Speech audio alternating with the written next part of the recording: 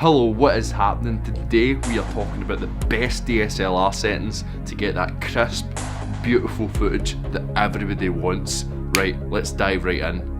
Right, first off, I'm using a Canon 750D camera and a 24mm lens. One thing to keep in mind when trying to get good quality is having like good lights. I'll put the link for these lights down in the description. First thing you need to look at is your shutter speed, which is 50 at the moment. That's because shooting at 24 frames per second, because you want to make sure your shutter speed's like double your frames per second. So if you're 30, then try and get it to 60. I'm shooting at 24, so it's 50, that's as close as I can get it. Next is your aperture, that's at 2.8. You need to keep that low as possible so you don't need to boost your ISO too much. Aperture's like the thing that gives you that cool blurry background that everybody loves, so the lower that is, the more blurry your background is. Next we have your exposure, that's that wee bar that says -321 and 123.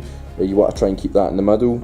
To check it, just press your shutter button for a second and it will remeasure it. Mine's is in the middle. See if I like boosted the ISO to like 800. I'll do it again and see it's like the wee markers went right to the top. So that's why I'll try and keep it down.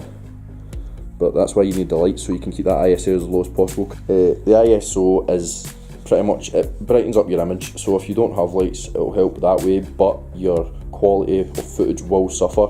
And this is pretty much what you need to think about when you're boosting your ISO up. Like, it's just going to make your image a wee bit more grainy and just not as good quality. So try and keep that at 100, and that's also why you need the lights to keep that low. But if you've got a good lens, I mean there's a nifty 50 that goes to, I think it's 1.8.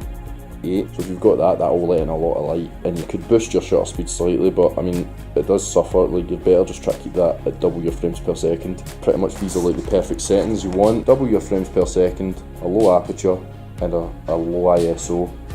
You could boost the ISO to like 600, it would probably still be fine, but the lower the better. And you want that exposure meter right in the middle. Well, there it is, the way to get great results from your DSLR. If you liked the video, hit that like button, and if you can, please hit the subscribe button. I'll see you in the next video. Bye bye.